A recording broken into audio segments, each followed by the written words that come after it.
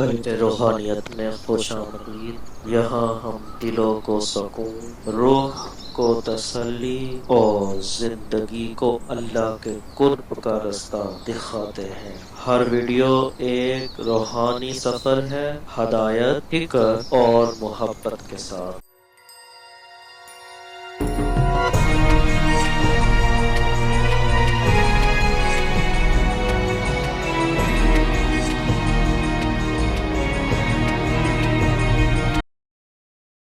نبی رحمت صلی اللہ علیہ وآلہ وسلم کی سیرت میں مشتمل ایک کتاب لکھی گئی ہے، عرب کا چاند، اور اس کا رائٹر ہے سوامی لکشمن پرشاد، انڈیا کا رہنے والا ہے۔ اس نے حضور کی سیرت پر 200-250 صفحات پر مشتمل کتاب لکھی۔ بچپن میں میری نظر سے بھی گزری، بڑے ذوق سے اس کو پڑھا تھا۔ سوامی لکشمن پرشاد سے انٹرویو کیا گیا کہ تو نے حضور کی سیرت پہ کتاب لکھی ہے، اتنا بڑا کام کیا، تو کلمہ پڑھ کے حضور کا غلام کیوں نہیں بن جاتا؟ جس انداز سے تو نے محبت کے موتی بکھیرے ہیں اور الفتوں کے پھول اس کتاب میں تو نے اگائے ہیں، تو کیوں نہیں کلمہ پڑھ کے حضور کا غلام بن جاتا؟ تو لالو کا جواب سنیے، ہماری آنکھیں کھول دینے کے لیے کافی ہے، اور اتنا زناٹے دار تماچا ہے، اگر ہم محسوس کریں تو صدیوں اس کی کسک نہ جائے، اگر نہ محسوس کرے تو وہ ایک گاڑی کے پیچھے لکھا تھا، عقل نہ ہو تو موجیں ہی موجاں، لیکن اگر سمجھنے کی بات ہو تو اتنی بڑی تنبیہ ہے کہ پاؤں کے نیچے سے زمین نکل جاتی ہے، اور ہمیں اپنے وجود سے شرم آتی ہے، ہمارے جسم کا ایک ایک رواں پسینے سے شرابور ہو جاتا ہے۔ سوامی لکشمن پرشاد نے جواب دیا، کہا جب میں حضور کی سیرت لکھنے بیٹھا، بڑی بڑی امہات کتب سیر کو پڑھا، اور اس کے نتیجے میں نے یہ کتاب تیار کی ہے۔ حضور کی سیرت کے روشن گوشے اور حضور کی زندگی کے درخشاں باب جب میں نے دیکھے تو یہ جذبہ میرے دل میں انگڑائیاں لینے لگا کہ میں دیر کیوں کرتا ہوں، حضور کا غلام کیوں نہیں بن جاتا۔ لیکن جب میں مسلمانوں کے کردار کو دیکھتا ہوں تو میں کہتا ہوں میں ہندو ہی ٹھیک ہوں۔ ہمارا کردار لوگوں کے ایمان کے راستے میں رکاوٹ بنا ہوا ہے۔ جب امریکہ کے خلاف نعرے لگ رہے تھے، ان نعرے لگانے والوں میں میں بھی شامل تھا، لیکن ایک بات میں نے کہی تھی، میں نے کہا آج ہم دنیا کی اس طاقت کے ساتھ ٹکر دینے کی بات تو کرتے ہیں، لیکن ہم نے کبھی اپنے کردار کو جھانک کر کے بھی دیکھا؟ جس بستی، جس شہر اور جس ملک کی حالت یہ ہے کہ واٹر کولر کے اوپر لگے ہوئے جو گلاس ہیں وہ بھی زنجیروں سے باندھے ہوئے ہوں، وہ قوم امریکہ جیسی قوم سے ٹکر نہیں کر سکتی ہے۔ مسجدوں کی لیٹرینوں کے گندے لوٹے بھی سنگلیوں سے باندھنے پڑے، جس قوم کا یہ کردار ہے، کیا وہ قوم پنپ سکتی ہے، جہان میں نشو و نما پا سکتی ہے؟ ہم تو اس قدر گراوٹ کا شکار ہیں، ہم اس قدر گرے ہوئے ہیں کہ ہماری لیٹرینوں کے گندے لوٹے وہ بھی باندھ کے رکھنے پڑتے ہیں، ورنہ ہم اتنے چور ہیں کہ وہ بھی اٹھا کے لے جائیں۔ تو جس قوم کا یہ حال ہو، وہ قوم کیا دنیا کی طاقتور قوموں کی آنکھوں میں آنکھیں ڈال کے بات کر سکتی ہے؟ آج ہمارا المیہ یہی ہے، ہمارے پاس سب کچھ ہے، لیکن ہمارے پاس وہ ایمان کی حرارت نہیں رہی، وہ دیانت نہیں رہی، وہ روشنی اور وہ نور نہیں رہا، وہ ہمارے پاس وہ اجالے نہیں رہے۔ قرآن نے ہمیں جو زندگی گزارنے کا ڈھب دیا ہے، ہمارے پاس وہ ڈھب نہیں رہا۔ ہماری زندہ لاشیں لوگوں کے ایمان کے رستے میں رکاوٹ بنی ہوئی ہیں، ورنہ ہم اپنے صدر اسلام میں دیکھتے ہیں اور بعد کی کہانیاں پڑھتے ہیں تو دنگ رہ جاتے ہیں۔ امام محمد کا جنازہ اٹھتا ہے تو ایک یہودی آگے بڑھ کے جنازے کی چارپائی کو کندھا دینے کی خواہش کرتے ہوئے آگے بڑھتا ہے، اور جو ہی کندھا امام محمد کے جنازے کی چارپائی پہ چھوتا ہے تو اس کے لبوں پہ کلمہ جاری ہو جاتا ہے۔ ہمارے بزرگوں کی لاشیں بھی دین دیا کرتی تھی، ان کی میتیں بھی لوگوں کو کلمہ دیا کرتی تھی، اور ہماری زندہ لاشیں لوگوں کو اسلام سے ہٹا رہی ہیں۔ میں نے اور آپ نے اپنے رویے کو دیکھنا ہے، اپنے عمل پہ غور کرنا ہے۔ علماء نے اپنے منصب کو دیکھنا ہے، جو صوفیاء اعظام ہیں، مشائخ ہیں، انہوں نے اپنے منصب کو دیکھنا ہے، اور جو عوام ہیں انہوں نے اپنے منصب کو دیکھنا ہے۔ تیرے صوفے ہیں فرنگی، تیرے کالی ہیں ایرانی، خون کے آنسو رلاتی ہے جوانوں کی تن آسانی، ہر کوئی مست مئے ذوق تن آسانی ہے۔ تم مسلمان ہو یہ انداز مسلمانی ہے، حیدری فقر ہے نئے دولت عثمانی ہے، تم کو اسلاف سے کیا نسبت روحانی ہے، وہ معزز تھے زمانے میں مسلمان ہو کر، تم خار ہوئے ہو تارک قرآن ہو کر۔ ہماری ذلت، ہماری پستی، ہماری زبوحالی کی وجہ یہ ہے کہ ہم نے قرآن سے ناطا توڑ لیا ہے۔ آئیے قرآن سے ٹوٹا ہوا ناطا دوبارہ جوڑیں اور صحیح معنوں میں مسلمان بن جائیں۔ جب صحیح معنوں میں مسلمان بن جائیں گے تو دنیا کی بڑی طاقتیں ہمارے سامنے خم ہو جائیں گی۔ ہم تو 313 ہو کے نہیں دبے تھے، اب تو دنیا کی ایک بہت بڑی قوت ہے اہل ایمان۔ تو آئیے ہم قرآن مجید سے اپنے رابطے کو مضبوط تر کریں اور قرآن مجید کی جو تعلیمات ہیں ان تعلیمات کو اپنے معاشرے میں نافذ کرنے کی کوشش کریں۔ دیکھیے ہمارا معاشرہ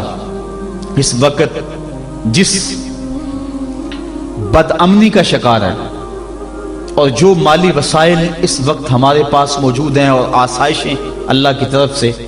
اس وقت برس چکی ہیں ہمارے اوپر، اس کے باوجود ہر طرف بے یقینی، بے نوری اور عدم اطمینان۔ اس کی بنیادی وجہ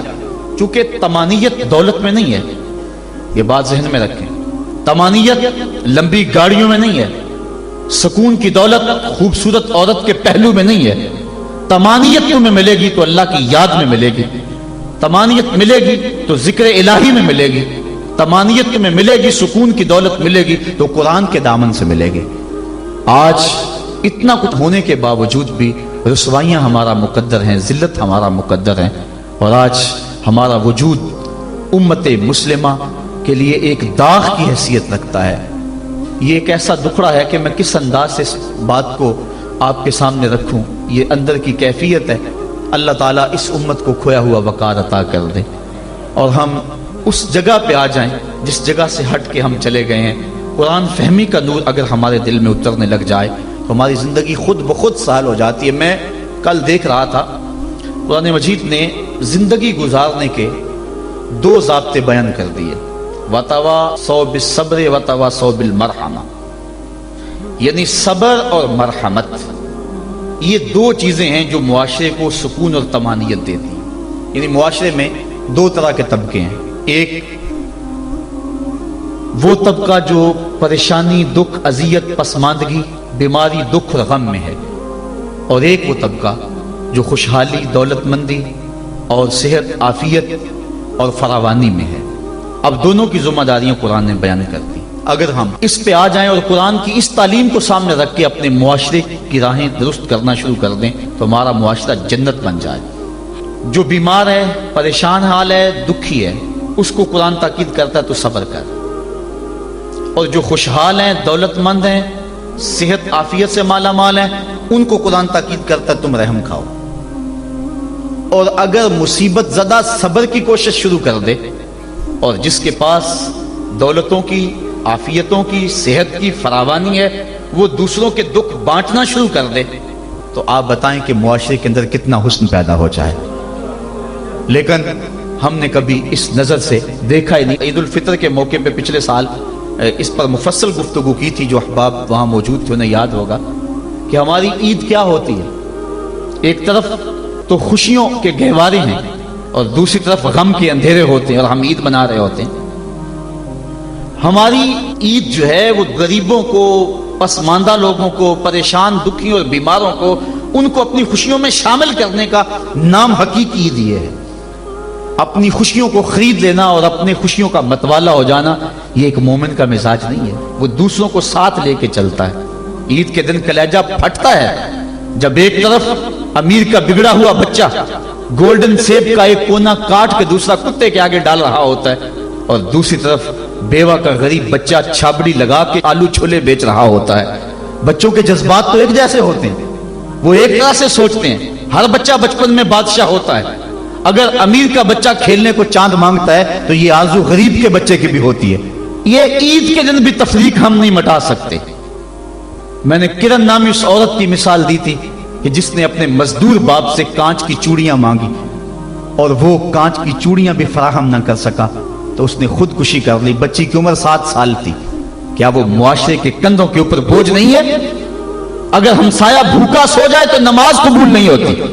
اور آقا کریم نے تو یہاں تک فرمایا اپنے گوشت کی خوشبو سے ہمسائے کو تکلیف نہ دو، یا تو تھوڑا سا پانی زیادہ ڈال لو اور شوربے کی 1 پیالی ہمسایوں کے گھر بھی بھیج دو، اور اگر ایسا نہیں کر سکتے تو ایسے وقت میں وہ گوشت پکاؤ کہ ہمسائے کے بچے اگر مچل پڑے اور انہوں نے ضد کر لی اور غریب باپ ان کی ضد کو پورا نہ کر سکا تو ان کے دکھوں کا مداوع کس کے پاس ہے؟ یہ شریعت کا مزاج ہے۔ عید کے دن، عید کی رات جو موانست کی رات ہے، جو محبتوں کی رات ہے، دکھ لوگوں کے بانٹنے کی رات ہے، وہاں بے چراغ گھروں کا رخ کرو، اور جن کے گھروں کے اندر سکون اور طمانینت نام کی کوئی چیز نہیں ہے، جن کے گھر کے اندر خوشی نام کی کسی چیز کا بسیرا نہیں ہے، عید کے دن وہ دکھی گھر ڈھونڈو اور محبتیں جا کے ان گھروں میں تقسیم کرو، اور عید کی خوشیوں میں اگر ان کو شامل کر لیتے ہو تو یہ قرآن کا مزاج ہے، وَتَوَاصَوْا بِالصَّبْرِ وَتَوَاصَوْا بِالْمَرْحَمَةِ۔ ایک طبقہ جو ہے وہ بھی واویلا نہ کرے، دکھ آ جائے تو دکھ کو برداشت کرے، اللہ دکھ پر صبر کرنے پر بھی اجر رکھا ہوا ہے۔ ایک خاتون حضور کی خدمت میں حاضر ہوئی، حضور مرگی کے دورے پڑتے ہیں تو میرے لیے دعا کرو کہ میں جب گرتی ہوں تو میرا سطر بھی کھل جاتا ہے، تو آقا کریم نے فرمایا اگر تو کہے تو میں دعا کر دوں، اور اگر تو صبر کر تو تجھے اللہ جنت عطا فرمائے گا۔ اس نے عرض کی حضور مجھے جنت والا سودا قبول ہے، مجھے یہ مرگی کے دورے پڑتے رہیں لیکن صبر کروں گی جنت مجھے مل جائے، لیکن اتنا ہے کہ عورت ذات جب گرتی ہوں تو پردہ کھل جاتا ہے، یہ آرزو ہے کہ پردہ سطر نہ کھلے۔ فرمایا ہاں سطر نہیں کھلے گا لیکن مرگی کے دورے بدستور موجود رہیں گے۔ آقا کریم نے اس کو جنت کی بشارت دی۔ یہ تھے وہ لوگ جن کا اللہ پہ یقین تھا، جنت کے وعدے پہ اطمینان ہے،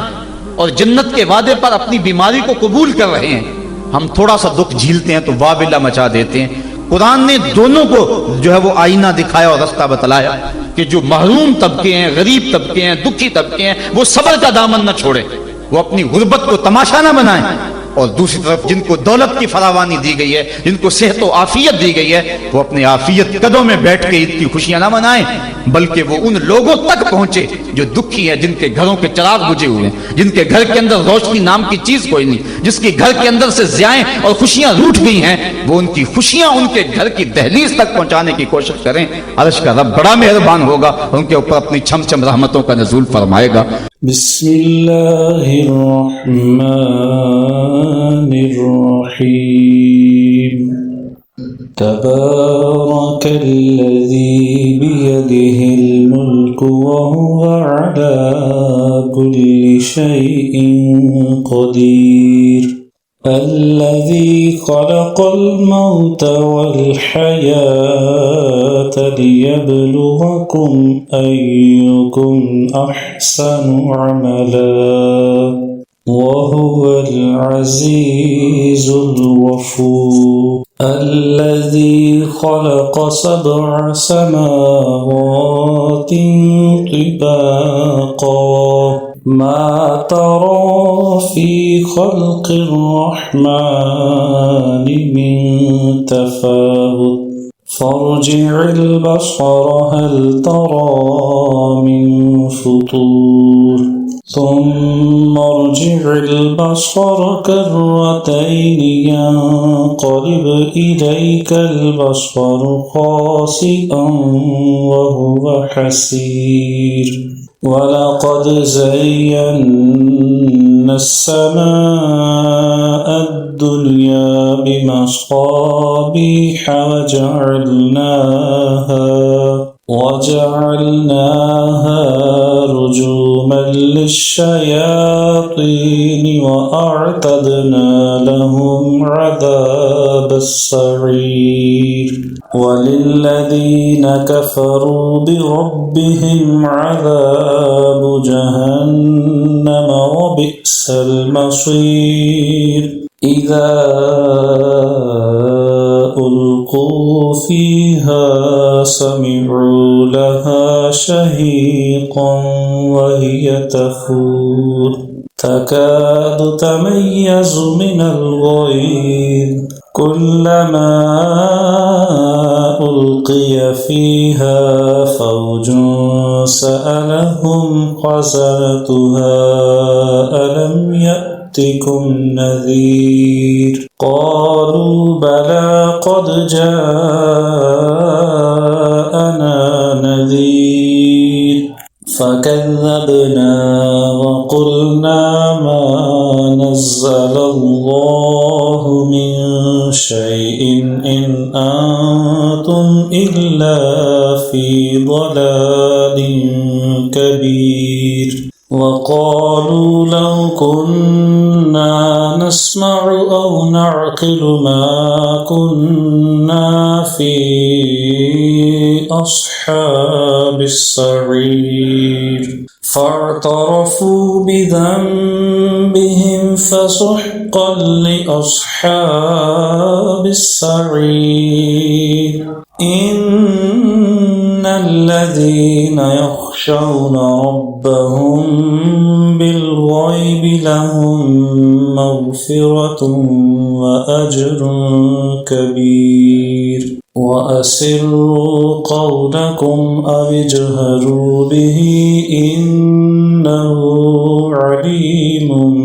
بذات الصدور ألا يعلم من خلق وهو اللطيف الخبير هو الذي جعل لكم الأرض ذلولا فامشوا في مناكبها وكلوا من رزقه وإليه النشور أأمنتم من في السماء أن يخسف بكم الأرض فإذا هي تمور أم أمنتم من في السماء أن يرسل عليكم حاصبا فستعلمون كيف نذير ولقد كذب الذين من قبلهم فكيف كان نكير أولم يروا إلى الطير فوقهم صافات ويقبض ما يمسكهن إلا الرحمن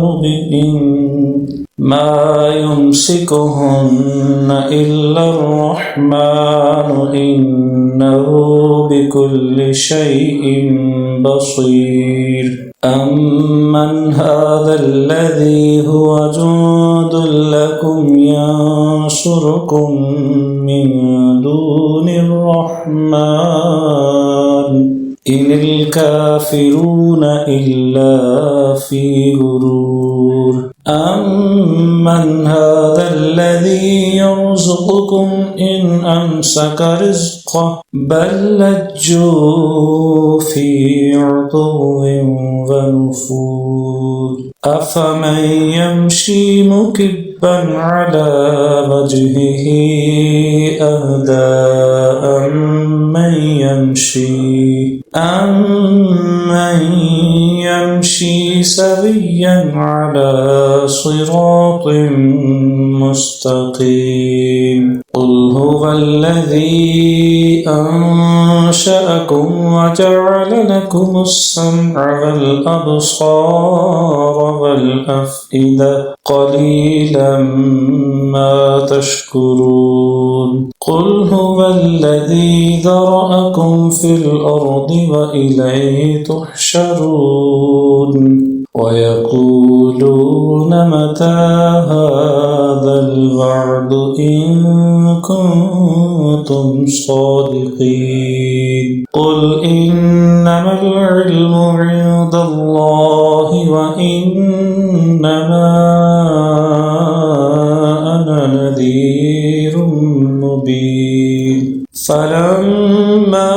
رأوه زلفة سيئت وجوه الذين كفروا وقيل هذا الذي كنتم به تدعون قل أرأيتم إن أهلكني الله ومن معي أو رحمنا فمن يجير الكافرين من عذاب أليم قل هو الرحمن آمنا به وعليه توكلنا فستعلمون من هو في ضلال مبين قل أرأيتم إن أصبح ماؤكم غورا فمن يأتيكم بماء معين صدق الله العظيم.